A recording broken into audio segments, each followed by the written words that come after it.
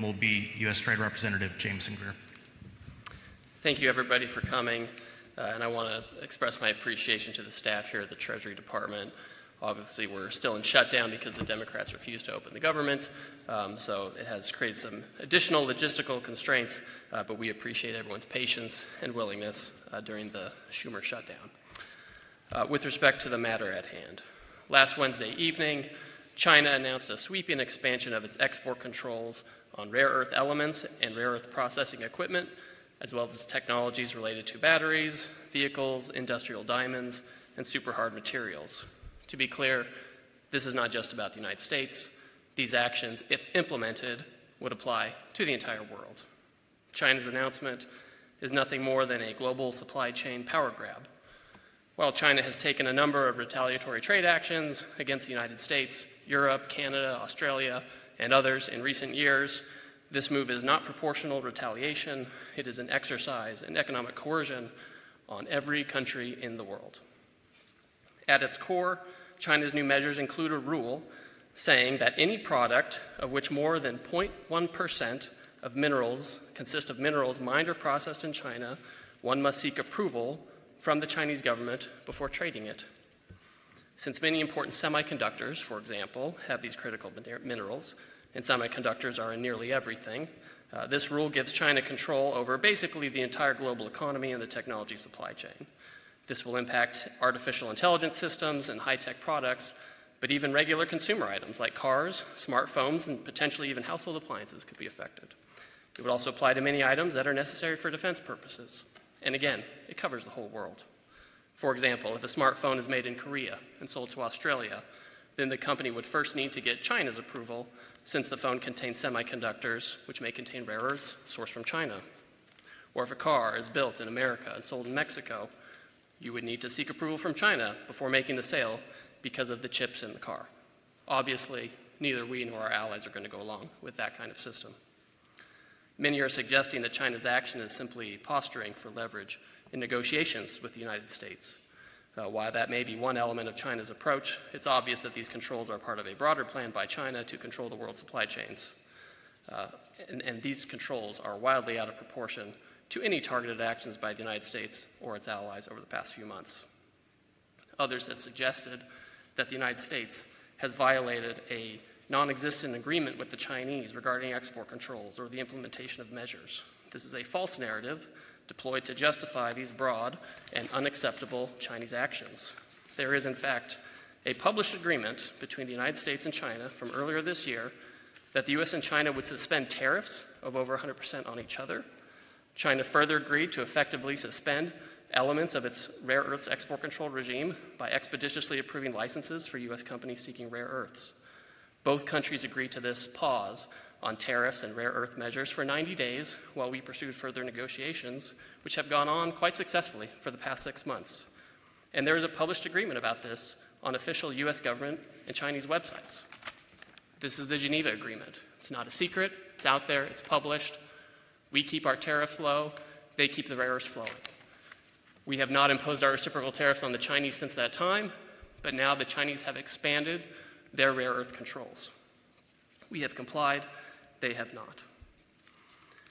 And so in this context, this is how China has announced its new and extremely expansive controls on rare earth materials just last week. It's a clear repudiation of everything we've been working toward for the last 6 months, which was a stable tariff situation and a continued flow of rare earths. The short story is that we've had compliance, and the Chinese have escalated, and they've taken this opportunity to make a pretextual claim of noncompliance or other measures to justify this. But the United States won't stand for it. We're in close communication with our allies who have expressed similar views and who are similarly affected. The President has signaled some of the actions we are taking or may take if the Chinese implement this system of controls on the world. Mr. Secretary. Good. Thank you, Ambassador Greer. And again, thank you all for being here at Treasury today in the midst of this shutdown.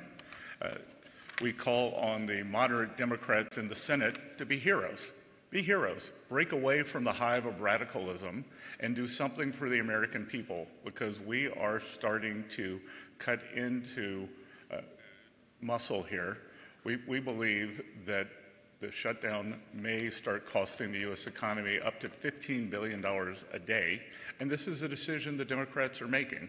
And one of the reasons that they are not being held to task is because the mainstream media is not coming at them the way they would have if the Republicans were willing to keep the government closed. It is a very simple decision. Mike Johnson passed a clean CR. Leader Thune has the clean CR. 3 Democrats have voted for it, and right here, right now, I am calling for the moderate Democrats to be heroes, and reopen the government for the American people. So with that, I want to say thank you. Good morning to all of you. It's a shame we can't have more people here, but I believe that the Democrats will come to their senses soon. Maybe it's after this no kings thing, but no kings equal no paychecks. Before we start on Q&A, I'd like to make a few points on China.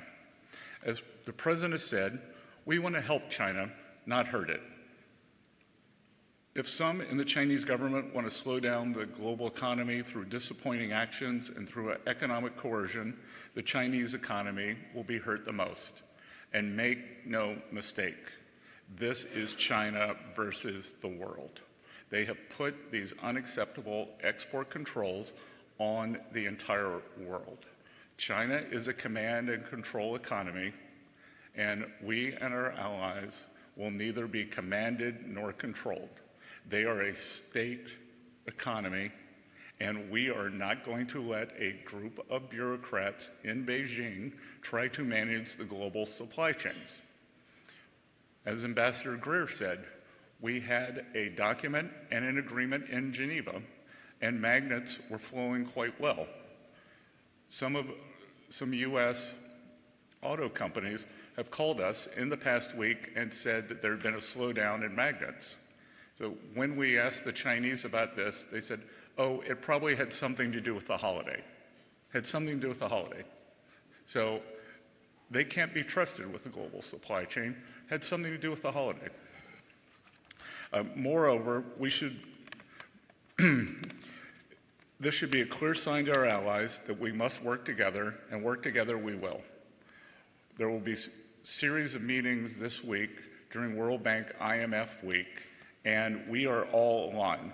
Not only is China fueling Russia's war, but China's actions have once again demonstrated the risk of being dependent on them on rare earths, and for that matter, anything. If China wants to be an unreliable partner to the world, then the world will have to decouple. The world does not want to decouple. We want to de-risk. But signals like this are signs of decoupling, which we don't believe China wants. And again, we do not want to decouple. We should work together to de-risk and diversify our supply chains away from China as quickly as possible. China says that these rare earths are used in military materials and that they want to maintain peace in the world. Again, it is the purchase of Russian oil by China that fuels the Russian war machine. China buys 60% of Russian energy. They buy 90% of Iranian energy. So who is fueling the Russian war machine? We will be producing photos soon, supplied to us by the Ukrainian government, that shows Chinese parts comprise substantial amounts of Ukrainian drones. So President Trump is the leader of peace. We should work together to de-risk and diversify. China's highly provocative move comes after we have made significant efforts to de-escalate tensions. While there are substantial actions we could take, we'd rather not. I believe China is open to discussion, and I am optimistic that this can be de-escalated. Ultimately, we are confident in the strong relationship between President Trump and President Xi. We've had substantial communication with the Chinese over the past few days, and we believe that there will be more forthcoming this week. With that, we can now take your questions. Elliot? Great, thank you. First question, Eamon Javers, CNBC. Thank you, Mr. Secretary.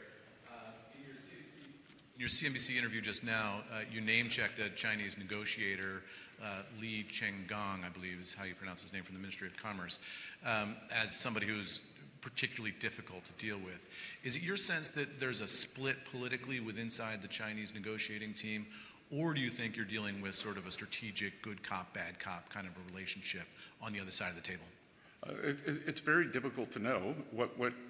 Perhaps the vice minister who showed up here with very incendiary language on August 28th has gone rogue.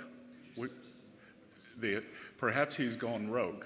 So we don't know, but what we do know is, as Ambassador Greer said, any backfilling that the Chinese are trying to do in terms of narrative, this was well flagged. This individual was very disrespectful, and I'll tell you that we've had 4 rounds of talks, Geneva, London, Stockholm, and Madrid, and both sides approached them with great respect, and this individual did not. He showed up uninvited in Washington and said, quote, "China will cause global chaos if the port shipping fees go through." So I don't believe that China wants to be an agent of chaos, and maybe they used to have the wolf warrior diplomats, so maybe he thinks he's a wolf warrior. We don't know.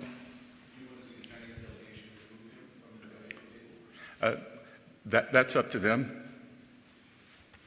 Thank you. Next question will go to Christine with NBC.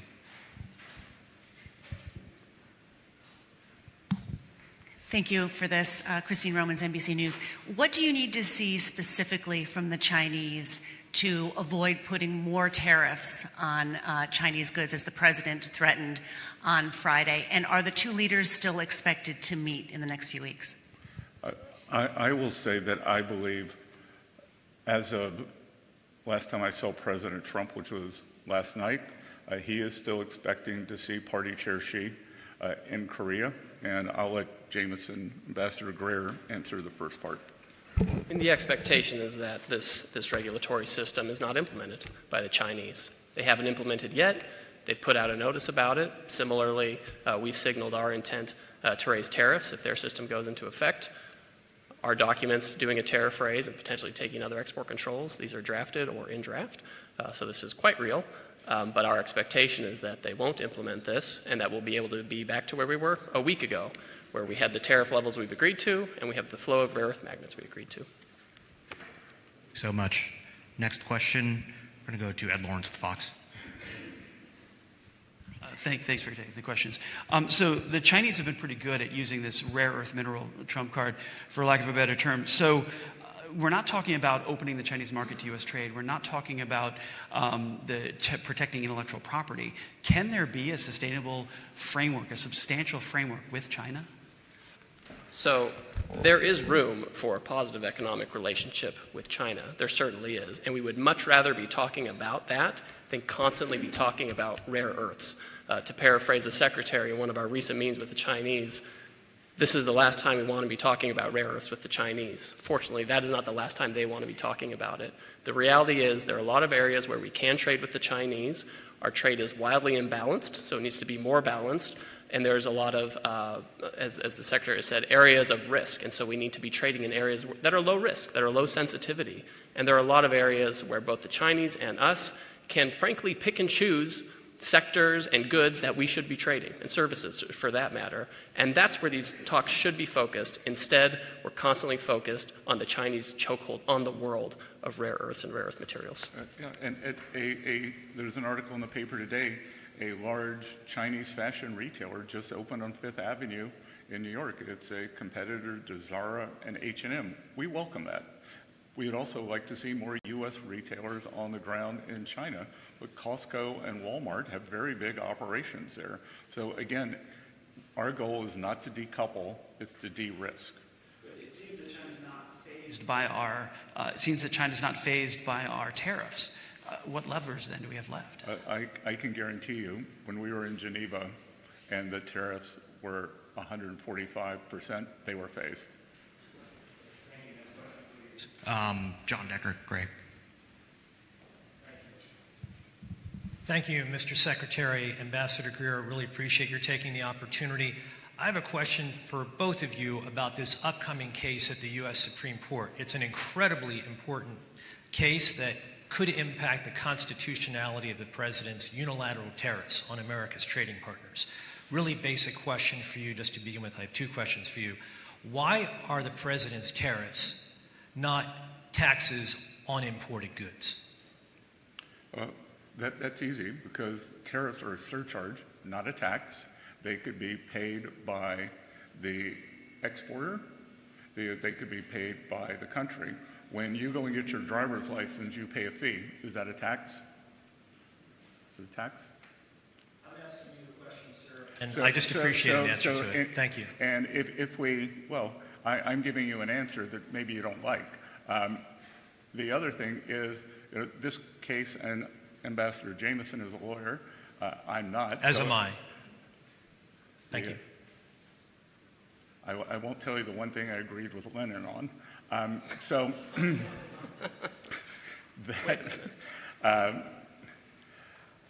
I think that we see with this Chinese provocation why it is very important for the president to have emergency powers to implement tariffs, because he needs to be able to use this to push back against this Chinese overreach against the world.